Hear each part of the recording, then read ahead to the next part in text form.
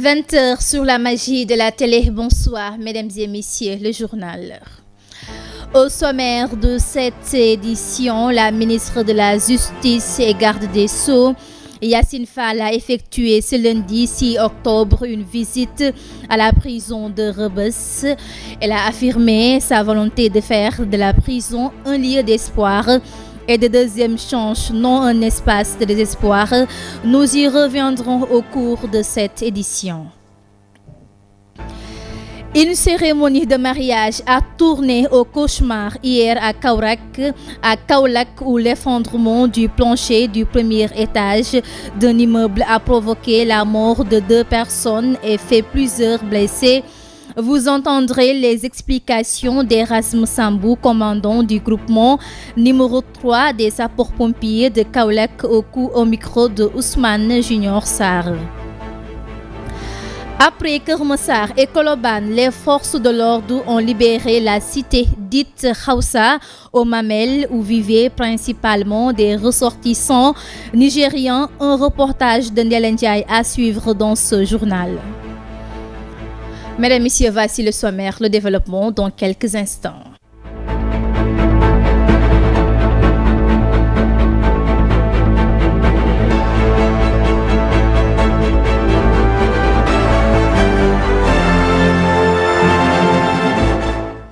Rebonsoir mesdames, messieurs et merci de votre fidélité. Démarrons l'édition du soir. Une journée judiciairement dense à Dakar avec plusieurs procès et convocations mettant en cause des personnalités politiques, des militants et des influenceurs. Le tribunal de Dakar et diverses unités de police étaient le théâtre de plusieurs affaires distinctes. Auditionné ce lundi 6 octobre à la section de recherche de Colobane, Pape Malick Ndour est ressorti libre. L'ancien ministre de la Jeunesse, membre de l'Alliance pour la République, était accompagné de ses avocats, Maître El Hadji Diouf et Oumar Youm, ainsi que de plusieurs cadres de son parti. Il avait été convoqué dans le cadre de l'affaire Pape Abdoulaye Touré, qui l'accuse d'avoir été l'instigateur de sa séquestration et des actes de torture dont il affirme avoir été victime entre 2021 et 2024. Le procès de Pape Mahaw Diouf, porte-parole adjoint de l'Alliance de la République, a ouvert ce lundi devant le tribunal de Dakar, a été renvoyé au 13 octobre 2025 pour délibérer. En attendant, le responsable politique reste en prison. M. Diouf a été jugé pour diffamation et division de fausses nouvelles à la suite de la plainte du directeur général de l'Agence sénégalaise d'électrification rurale, ASER, Jean-Michel Sène, à qui il a accusé de détournement. Le procureur a requis 6 mois de prison, dont 3 mois fermes, avec une amende de 300 000. Concernant les auditions, la tension ne faiblit pas autour de l'affaire Ngoné Saliou Diop. Selon nos informations, la journaliste est actuellement en train d'être auditionnée à la division des spéciales de cybersécurité dans le cadre de plusieurs plaintes déposées contre elle. Les plaintes visent des propos qu'elle aurait tenus le 30 septembre 2025 sur la plateforme digitale Sans Limite. Actuellement, parlons d'autre chose. La ministre de la Justice et garde des Sceaux, Yacine Fall, a effectué ce lundi 6 octobre une visite à la prison de Rebeuss. Objectif, évaluer les conditions de détention et le cadre de travail du personnel pénitentiaire. Elle a affirmé sa volonté de faire de la prison un lieu de réinsertion, d'espoir et de deuxième chance et non un espace de désespoir. La ministre s'est exprimée au micro de Amsatou Gano.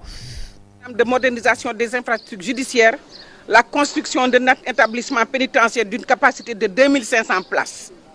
Ce projet, malheureusement, n'a jamais été achevé et s'est transformé en un véritable scandale de prévarication sur fonds publics. Aujourd'hui, il est devenu urgent d'apporter des réponses concrètes, à la fois conjoncturelles et structurelles, à la surpopulation carcérale. C'est pourquoi, dans un souci de rupture, de pragmatisme et de réforme, je suis venu ici non seulement pour constater, mais aussi pour agir. Je vous annonce donc une série de mesures qui s'inscrivent dans une politique pénale plus humaine, plus efficace et plus conforme à nos valeurs. D'abord, comme premier point, l'élargissement du recours aux alternatives de poursuite, aux poursuites et à l'incarcération, notamment pour les délits mineurs, en renforçant les mesures telles que la médiation pénale, le travail au bénéfice de la société ou encore le port du bracelet électronique. Deuxième point, l'aménagement systématique des peines au moment du prononcé du jugement ou en cours d'exécution, chaque fois que cela est juridiquement et humainement possible, en particulier pour les détenus malades, âgés ou en fin de peine. Troisièmement, l'activation de la procédure de grâce présidentielle dans le respect des principes de justice et d'équité afin de désengorger rapidement les établissements pénitentiaires sur l'ensemble du territoire national. Quatrièmement, la relance effective du programme de construction de nouvel établissement pénitentiaire moderne sur la base d'un cahier de charges transparent et rigoureux soumis à un suivi strict des autorités compétentes. Et je vous le disais en titre, dans une soirée qui s'annonçait festive, le quartier Tambangoy à Kaolack a été le théâtre d'un drame insoutenable ce dimanche 5 octobre 2025, alors que les convives célébraient un mariage. Un effondrement partiel d'un immeuble de 2 étages a causé la mort de 2 personnes, dont l'épouse du propriétaire, El Hadji Wagé, qui a également subi de graves blessures. Écoutons Erasme Sambou, il est le commandant du groupement d'incendie et de secours numéro 3 des sapeurs-pompiers de Kaolack, au micro de Ousmane Junior Sarr. Les secours du groupement d'incendie et de secours numéro 3 ont été alertés aujourd'hui pour un effondrement d'immeubles à Kaolack, au quartier Tabangoy. Les secours sont aussitôt rendus sur les lieux. À l'arrivée, il s'est agi d'un effondrement d'un immeuble à usage d'habitation, R+2. Alors, les secours ont été aussitôt entreprises. Les opérations de secours ont été aussitôt entreprises, ce qui nous a permis d'extraire 9 victimes, parmi lesquelles 2 corps sans vie, malheureusement, et 7 blessés graves. Et les victimes ont été évacuées à l'hôpital régional de Kaolack. Pour mener à bien les opérations, nous avons engagé un effectif de 60 gradés et sapeurs, parmi lesquels 5 officiers et une équipe de spécialistes en sauvetage d'éboulement venant de Dakar. Pour ce qui concerne les moyens matériels, nous avons engagé 4 ambulances, dont 2 du SAMU, un véhicule de secours routier, un camion grue, 2 fourgons Pompton, un camion sauvetage d'éboulement, 5 véhicules d'intervention légers, et un véhicule de liaison et de commandement et une pelle mécanique. Donc actuellement, nous sommes en train de poursuivre les déblais parce que les renseignements que nous avons reçus font état, n'ont pas fait état d'une victime à l'intérieur des décombres, mais pour plus de confirmation, nous poursuivons les opérations de déblai. Et les opérations de déguerpissement se poursuivent dans la capitale sénégalaise après Keur Massar et Colobane. Les forces de l'ordre ont libéré la cité dite Hausa au Mamel, où vivaient principalement des ressortissants nigérians.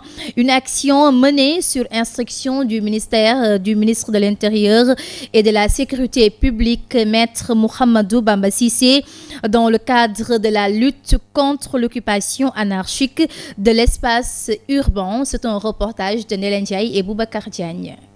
Les opérations de déguerpissement se poursuivent à Dakar après Keur Massar et Colobane. C'est désormais la cité dite Hausa, située au Mamel, qui a été libérée sur l'instruction du ministre de l'Intérieur et de la Sécurité publique, Maître Bamba Cissé. Les cabanes qui abritaient principalement des ressortissants nigériens ont été entièrement rasées par les forces de l'ordre. Les déguerpissements qui ont eu lieu au Mamel est réjouissant parce que c'est un sujet qui nous incombe, nous, en tant que collectivités territoriales de vérifier et de nous assurer que sur notre territoire, les gens qui y vivent dignement, respectent toutes les normes d'hygiène et de construction et d'habitat qu'il faut.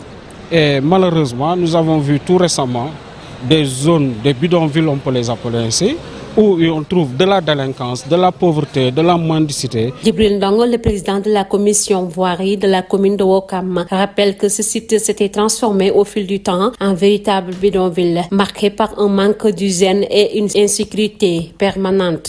Bon, c'était vraiment désastreux, affreux à voir. C'était des bidonvilles, comme je vous ai dit, des petites baraques.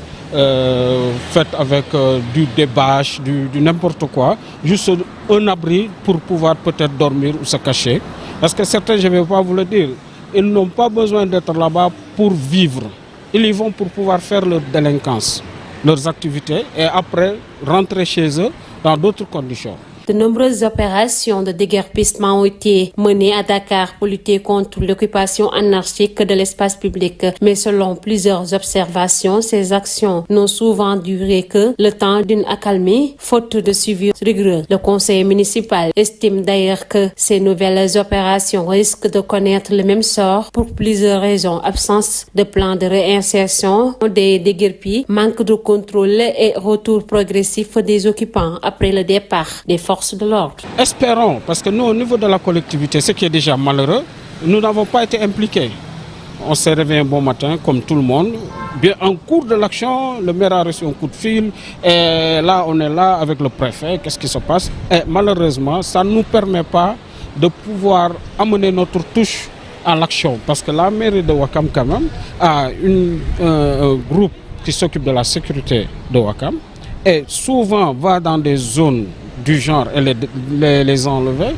Donc si un renfort au niveau de l'État central arrive, c'est le bienvenu. Seulement si elle n'est pas coordonnée, c'est des actions, disons, à la va-vite et ça ne mène à rien. À l'instant, parlons éducation. Célébrer le 5 octobre, la journée mondiale des enseignants, a coïncidé cette année avec la rentrée scolaire au Sénégal. Pape Abdoulaye Diallo, secrétaire chargé des revendications à l'UDEN, revient sur les enjeux d'une année apaisée. Il s'est exprimé au téléphone de Mansour Yassé. Oui, vous savez, la journée mondiale de l'enseignant est une journée importante pour la profession de l'enseignant dans le monde entier, mais aussi c'est l'occasion qui est offerte à ces enseignants pour encore poser leurs conditions de vie et de travail, mais également sensibiliser l'autorité administrative, l'autorité politique, mais aussi l'autorité académique sur certaines préoccupations de ces acteurs de l'école dans le monde entier. Raison pour laquelle à chaque fois que cette journée-là est célébrée, les enseignants ne manquent pas de faire cette sensibilisation dans le cadre de vouloir réussir une école de la société, une école de qualité, mais une école qui sera là toujours source de tout développement endogène dans nos pays, surtout nous qui sommes dans les pays du tiers-monde. Généralement, au Sénégal, on a tendance à réussir la rentrée, du moins du côté des enseignants, généralement on réussit les rentrées. Mais réussir une rentrée scolaire est une chose. Faire autant pour avoir un apaisement systémique tout au long de cette année aussi, en est une autre affaire. Nous savons que l'école sénégalaise est confrontée à des difficultés. Ces acteurs sont confrontés à des difficultés. Et pour ce faire, il faut tout simplement régler les difficultés ou non moins les plus essentielles. Il est irrespectueux de signer, de consigner des accords et de ne pas les respecter. Aujourd'hui, la question la plus essentielle, plus fondamentale, c'est celle des enseignants, relative aux enseignants non fonctionnels, communément appelés décisionnels. Le ministre de la Communication, des Télécommunications et du Numérique, Alioune Sall, a pris part dimanche à une randonnée pédestre organisée à Yeumbeul Nord. L'événement marque le coup d'envoi des célébrations du cinquantenaire de la maternité de Yeumbeul Nord, combiné à la campagne nationale d'Octobre Rose dédiée à la lutte contre le cancer du sein. À ce propos, écoutons le ministre Alioune Sall.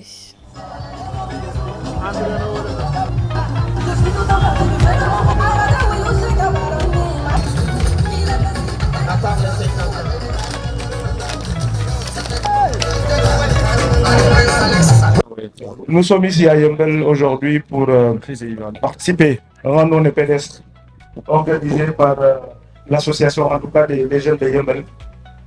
Cette randonnée pédestre en tout cas coïncide une double symbolique parce que ça coïncide dans le temps avec les 50 ans de la maternité de Yeumbeul, cette maternité qui a vu naître 2 générations. Et c'est la raison pour laquelle nous sommes là, encourager cette initiative qui est d'abord une initiative citoyenne, une initiative de bonne volonté issue de Yeumbeul, pour essayer de sensibiliser en tout cas sur le danger du cancer du sein et du col de l'utérus. Et ça, c'est en tout cas quelque chose d'hyper important. C'est ça qui motive aujourd'hui notre présence ici, accompagner cette initiative, mais également accompagner toutes les initiatives issues d'associations yeumbeloises en tant qu'autorité. Les jeunes de Yeumbeul, en tout cas, nous trouvons une bonne oreille attentive, en tout cas à notre présence, à chaque fois que le besoin, et d'encourager cette initiative. Je disais tantôt que le gouvernement sénégalais est aujourd'hui engagé, en tout cas pour satisfaire les problématiques et les orientations de tout le Sénégal, en tout cas plus particulièrement la population yeumbeloise. Et c'est quelque chose qui nous honore aujourd'hui d'être là en tant que natifs de Yeumbeul, mais également d'encourager toutes les initiatives issues des populations yeumbeloises. À Kayar, les populations dénoncent l'arrestation de leur fils Serigne Mbaye Diouf par la marine israélienne alors qu'il participait à une flottille humanitaire pour Gaza. Cette flottille composée de citoyens de plus de 40 pays transportait du lait infantile et d'autres vivres pour la population de Gaza. La population dénonce le silence coupable des gouvernements face au blocus et exige la libération immédiate de leur fils. Mol Talagnan est leur porte-parole. Bien avant son départ en Espagne, où il réitère et confirme sa mission, celle de rendre service à l'humanité dans sa diversité singulière. Cette souffrance palestinienne transcende nos clivages religieux et politiques. Elle doit cesser. Elle doit cesser et nous souhaitons, par l'entremise des autorités sénégalaises et celles d'Espagnols, de soutenir la cause de ces humanitaires, hommes et femmes braves, pour qu'ils retrouvent leur famille, pour qu'ils rentrent. Ils étaient partis pour rendre service. Ils étaient juste partis pour apporter un soutien, une aide face à ces dérives humanitaires désastreuses d'Israël. Nous sollicitons l'implication des autorités sénégalaises pour que Serigne Mbaye, fervent défenseur des causes nobles, retrouve sa famille dans les plus brefs délais. Nous souhaitons que cette guerre qui a fini de mettre le monde dans ses plus désastreux retranchements puisse finir et que la communauté palestinienne, le peuple palestinien puisse retrouver la paix et que cette paix puisse être une paix durable pour le monde tout entier. Nous réclamons que Serigne Mbaye, qui est parti pour rendre service humainement, un fils de Kayar, ancien pêcheur, émigré en Espagne, puisse retrouver sa famille, ses amis et sa communauté. À l'instant, parlons de l'actualité internationale des négociations pour la libération des otages israéliens et prisonniers palestiniens. Et une trêve à Gaza doivent s'ouvrir ce lundi 6 octobre dans la cité balnéaire égyptien pour les discussions proprement dites.